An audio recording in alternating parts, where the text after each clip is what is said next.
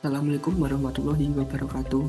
Sebelumnya perkenalkan, nama saya Ajmal Huda Mumtaz dengan NPM 24401031184, rombel keempat manajemen. Baik, di sini saya akan mempresentasikan analisis keuangan PT Bukit Darmo Property Tbk pada PJBL Manajemen Keuangan 2 yang telah saya kerjakan.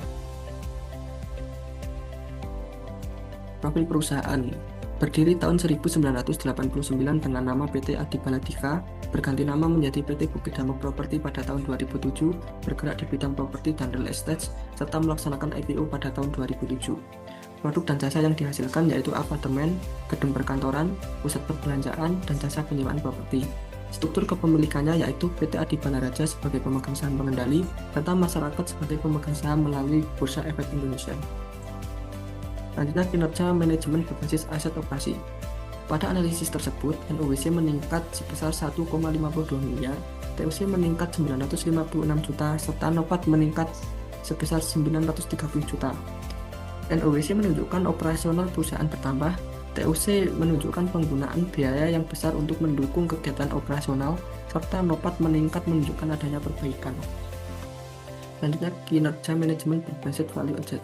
Pada analisis tersebut, NVA membaik sebesar 18 miliar, EVA membaik sebesar 270 juta, namun masih bernilai negatif. Perbaikan NVA dan EVA menunjukkan kondisi perusahaan lebih baik daripada tahun sebelumnya. Karakteristik fundamental perusahaan atau profitabilitas.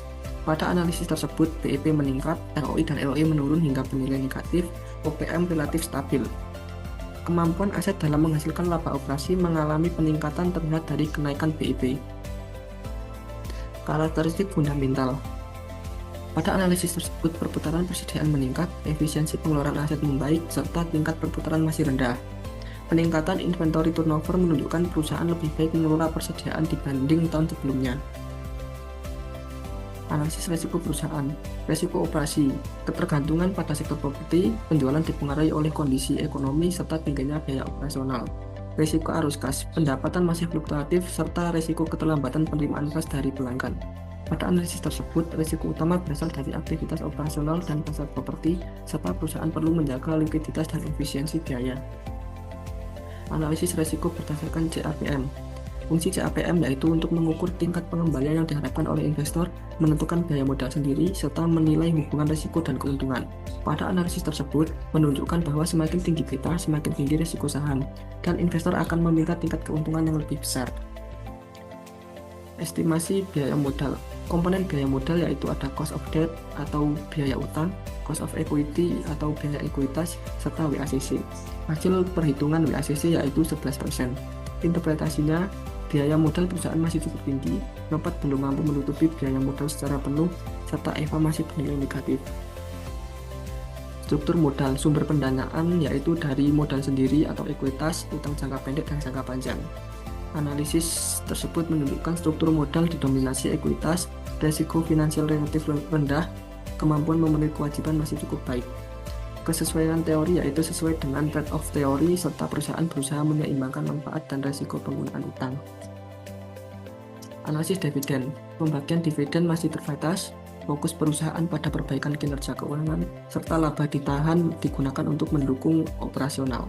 Signaling teori yaitu dividen menjadi sinyal kondisi perusahaan, stabilitas dividen dapat meningkatkan kepercayaan investor.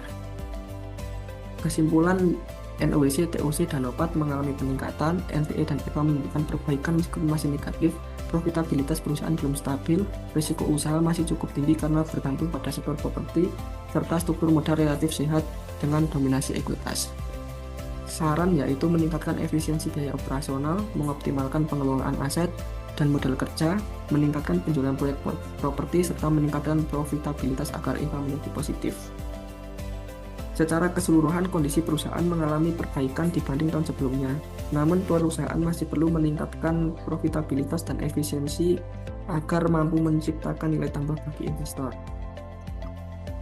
Cukup sekian presentasi dari saya, kurang lebihnya saya mohon maaf. Saya akhiri. Wassalamualaikum warahmatullahi wabarakatuh.